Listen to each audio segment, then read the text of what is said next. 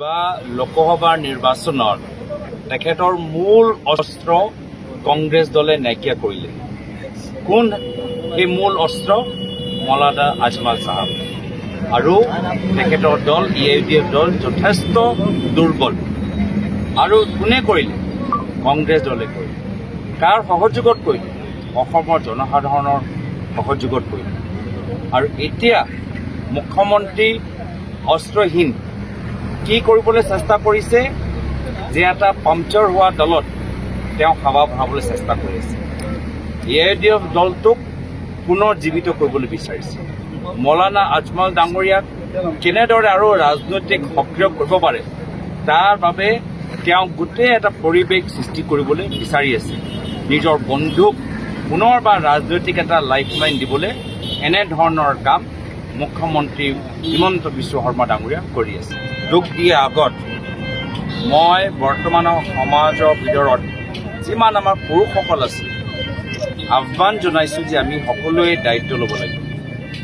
এজন অভিভাৱক হিচাপে, এজন ভাইটি হিচাপে, এজন দাদা হিচাপে, এজন পুৰুষ হিচাপে, এজন নাগৰিক হিচাপে, এজন স্বামী হিচাপে, এজন ঘৰৰ এজন সদস্য হিচাপে, পৰিয়ালৰ এজন সদস্য হিচাপে, আজি সমাজৰ ভিতৰত এজন সচেতন নাগৰিক হিচাপে যেতিয়ালৈকে পুৰুষ সমাজ নিজকে শুদ্ধ কৰিব নোৱাৰে, পুৰুষ সমাজ আদৰ্শ পুৰুষ হ'ব নোৱাৰে, তেতিয়ালৈকে আমাৰ এনেধৰণৰ সমস্যা হৈ থাকিব। আৰু সেইকাৰণে আমি আদৰ্শ পুৰুষ আৰু তাৰ বাবে আদৰ্শ এটা সমাজ আমি কেনেদৰে সৃষ্টি কৰিব পাৰোঁ, আদৰ্শ স্কুল, আদৰ্শ ঘৰ, আদৰ্শ গাঁও, সেই পৰিৱেশ, সেই মূল্যবোৰ, সেই আদৰ্শবোৰ আমি কেনেদৰে নিজৰ পুৰুষসকলৰ মাজত লৈ যাব পাৰোঁ তাৰ বাবে আমাক এটা বিশেষ সামাজিক আন্দোলনৰ প্ৰয়োজন আছে। যোৱা লোকসভাৰ নিৰ্বাচনত তেখেতৰ মূল অস্ত্ৰ কংগ্ৰেছ দলে নাইকিয়া কৰিলে।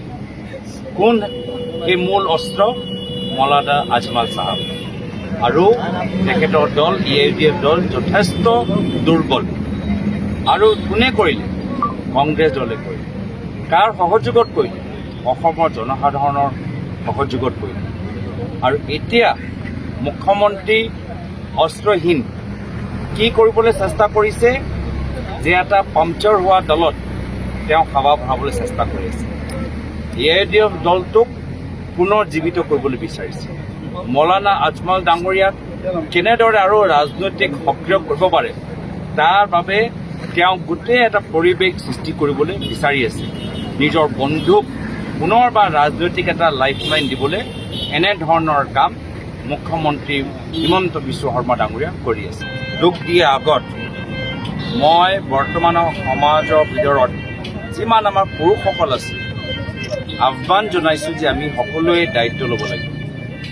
এজন অভিভাৱক হিচাপে, এজন ভাইটি হিচাপে, এজন দাদা হিচাপে, এজন পুৰুষ হিচাপে, এজন নাগৰিক হিচাপে, এজন স্বামী হিচাপে, এজন ঘৰৰ এজন সদস্য হিচাপে, পৰিয়ালৰ এজন সদস্য হিচাপে, আজি সমাজৰ ভিতৰত এজন সচেতন নাগৰিক হিচাপে যেতিয়ালৈকে পুৰুষ সমাজ নিজকে শুদ্ধ কৰিব নোৱাৰে, পুৰুষ সমাজ আদৰ্শ পুৰুষ হ'ব নোৱাৰে, তেতিয়ালৈকে আমাৰ এনেধৰণৰ সমস্যা হৈ থাকিব। আৰু সেইকাৰণে আমি আদৰ্শ পুৰুষ আৰু তাৰ বাবে আদৰ্শ এটা সমাজ আমি কেনেদৰে সৃষ্টি কৰিব পাৰোঁ, আদৰ্শ স্কুল, আদৰ্শ ঘৰ, আদৰ্শ গাঁও, সেই পৰিৱেশ, সেই মূল্যবোৰ, সেই আদৰ্শবোৰ আমি কেনেদৰে নিজৰ পুৰুষসকলৰ মাজত লৈ যাব পাৰোঁ তাৰ বাবে আমাক এটা বিশেষ সামাজিক আন্দোলনৰ প্ৰয়োজন।